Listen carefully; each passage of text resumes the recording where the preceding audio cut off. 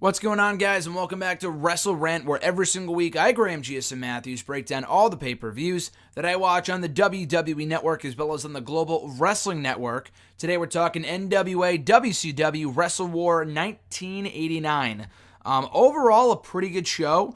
Not too many memorable matches per se, but one match did make the show absolutely must-see, that being obviously the NWA World Heavyweight Championship match between Ric Flair and Ricky Steamboat. Why it didn't go off the air, I honestly have no clue. Maybe because of the aftermath of what happened immediately following the matchup, which I also thought was great. Beyond that, I cannot think of one solid reason as to why that did not close the show, because it was far and away the greatest thing on this entire event, and one of the best matches I've seen from these past 6 or 7 years of NWA WCW content. But anyway, we kick off the show with a one-on-one outing. The Great Muta taking on Doug Gilbert. The match was over in like 3 minutes. This was pretty standard squash match here, as good of a squash match as you can get out of the Great Muta and Doug Gilbert. Gilbert got in like one fucking move in like 3 minutes. Otherwise, this was all Muta. So it was exactly what it needed to be. Not exactly the, most exciting way to kick off the show, but it served its purpose in getting Muta over in decisive fashion. After that, we had Butch Reed taking on Ranger Ross. I guess Ross was like the NWA's equivalent to like what Sergeant Slaughter was to WWF at the time. Beyond that, I really have nothing to say about this at all. It was like a match. It was there. Reed went over, and that was about it. Ross had a pretty one-and-done type run in the NWA. He wasn't too popular. I did not see him on many of these pay-per-views. This might be the first match of his I've ever seen. The match was over in like 7 minutes, and again, it was a match. It wasn't really that good, and it wasn't overly special either, so it was really just a match. So the early goings of this pay-per-view were not exactly stellar, so thankfully it only picks up from here. Up next, we had a bull rope match between Bob Orton Jr. and Dick Murdoch, a rematch from a previous pay-per-view where Bob Orton Jr. beat Dick Murdoch following assistance from Gary Hart. So this was the grand rematch here. It wasn't very good. Went about 5 minutes, so that's really the only positive thing I could say about it, was that it was on the shorter side. The bull rope stipulation really served, not that it didn't serve a purpose because it blew off the feud, but it's like it didn't really add anything to the match. If anything, it held the two back from having a better match. I don't know how good their previous match was. I don't remember watching it, but this was meant to blow off the feud here. Dick Murdoch went over. That was really about it. Beyond that, this match really did not do anything for me whatsoever. Bob Orton Jr. obviously went from WWE back to NWA around this period, and then did nothing for the remainder of his run in the NWA before going back to WWE, not immediately, but not for many, many years, until his son Randy Orton took on The Undertaker in 2005. So this was really like the last hurrah for Bob Orton Jr. in the NWA, because beyond this, the guy was irrelevant. We had the Dynamic Dudes taking on the Samoan SWAT team. Easily the best thing on the show up to this point. It really was not that great of a match at all, but it was much better than the bull rope match, the Reed and Ross match, and the Great Muta squash. So in comparison to those matches, this might as well have been the fucking 5-star Kurt Angle Shawn Michaels classic. If anything, actually, it might have been Ric Flair and Ricky Steamboat, which was also on this show, but obviously it wasn't. Compared to that, this was a shit show. But compared to the first 3 matches on this event, it was great. It was an average match. Went a while, too. Went about 10, 11 minutes. Dynamic Dudes went over. It was a big win. They worked well together. The Dynamic Dudes really didn't do much in the NWA. With John Laurinaitis as one half of the team, this was pretty pedestrian stuff. But compared to the first 3 matches on the card, it was at least something different, so I appreciated that. But it was painfully average, if nothing else. We had for the NWA United States Heavyweight Championship, Lex Luger defending the gold against Michael Psays. Now, this was pretty good. I enjoyed this match. Terry Gordy got involved at the end here, helping Michael Hayes win, turning on Lex Luger, and that led to the new formation of a new Freebirds with Michael Hayes, Terry Gordy, and maybe someone else. I don't remember. It was not exactly the original Freebirds, but it was something. It didn't really go anywhere. Luger won the belt back a little while later and turned heel. So this was good. I thought this was a good match. They worked well together. They made the most of the 60 minutes they were allotted, and led to a great moment with Michael Psays becoming the new NWA United States Heavyweight Champion. That's a bit of a tongue twister.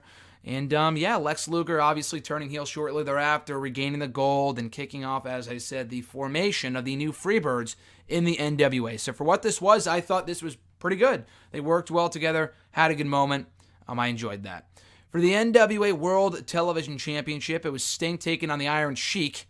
This was a complete squash. You would think, okay, the Iron Sheik, a former WWF champion, like a real credible threat to Sting. Nope, just brought the guy in simply to be squashed by Sting. The match was over in literally 2 minutes.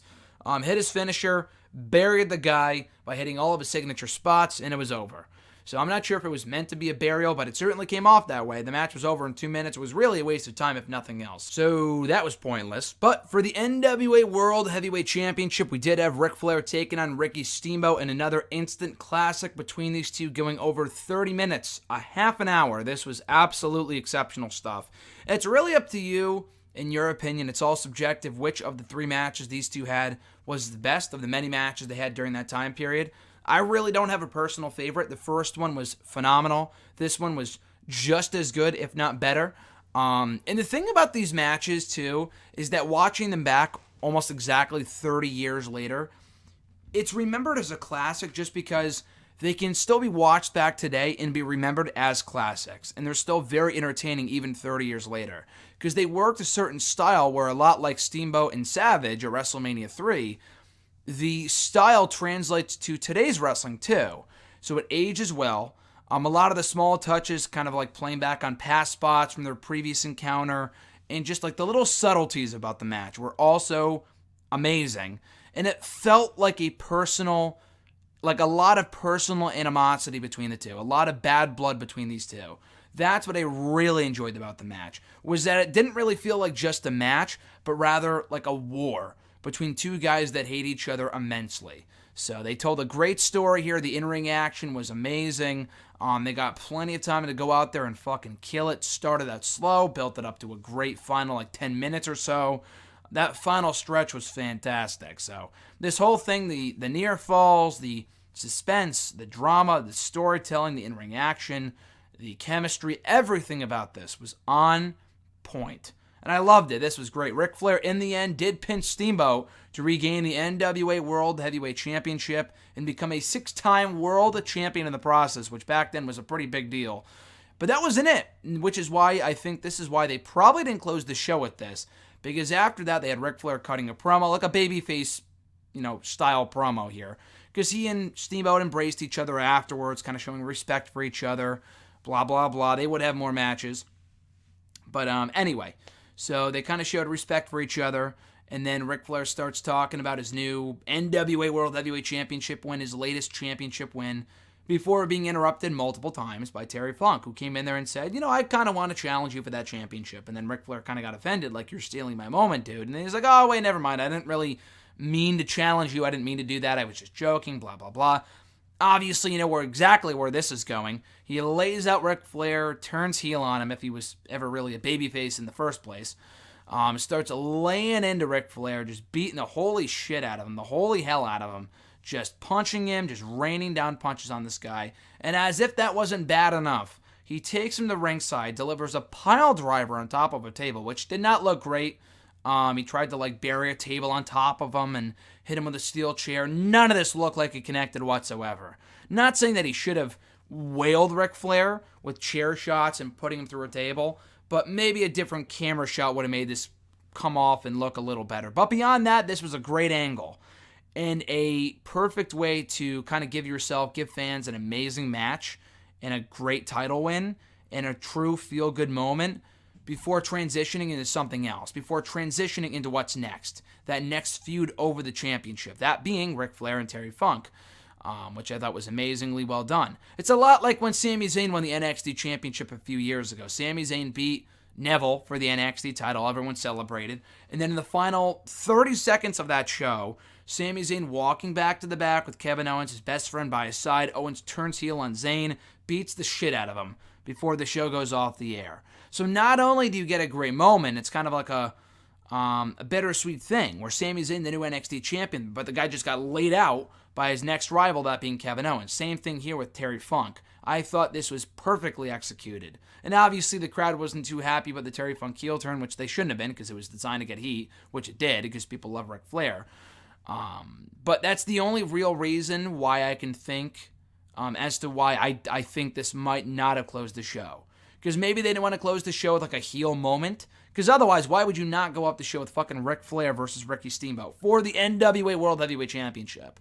Like, it wasn't for, it's not like it was for the U.S. Championship or just a standard singles match. No, it was for the World Heavyweight Championship. So it felt really out of place, like in the middle of the show, because the match went so long.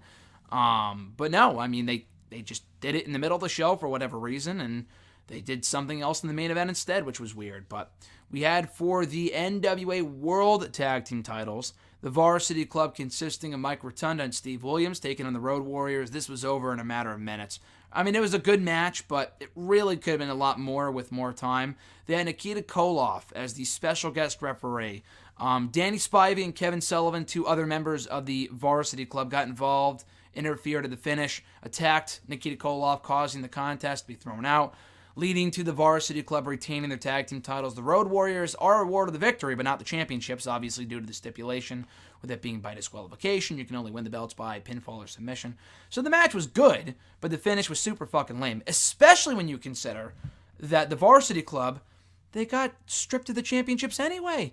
They lost the championships by the end of the show, because there was this giant, not a giant storyline, because there was only one other match after this, but fans were led to believe that there would be some sort of decision made over the finish of this match and what would become of the NWA World Tag Team Championship. Well, it was eventually decided on by whoever, I forgot who, that the Varsity Club would give up the NWA World Tag Team Championship because of the finish of this match. So in that case, why not just give the championships to the Road Warriors? They may have ended up winning the championships anyway. I'm not exactly sure. I'd have to go back and watch more pay-per-views. I don't remember. I honestly have no clue. But if the Road Warriors went on to win the championships anyway, or maybe they wanted to get the belts off the Varsity Club without having the Road Warriors win them, but they wanted to give it to another team, I have no clue. But, like, why would you do the finish that you did on this show if you were going to have them stripped of the championships anyway? In that case, just have them win. But maybe they wanted to protect the Road Warriors, I'm not exactly sure. But as a match, it was good. The finish just kind of felt pointless in retrospect.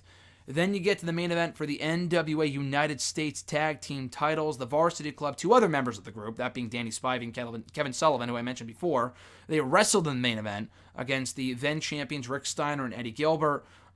This also was really not that good. The other match was good. I should not say that. This match was no good. It really wasn't well wrestled. Nothing stood out as special about it. It was really just kind of there. If only because there really wasn't much of a match at all.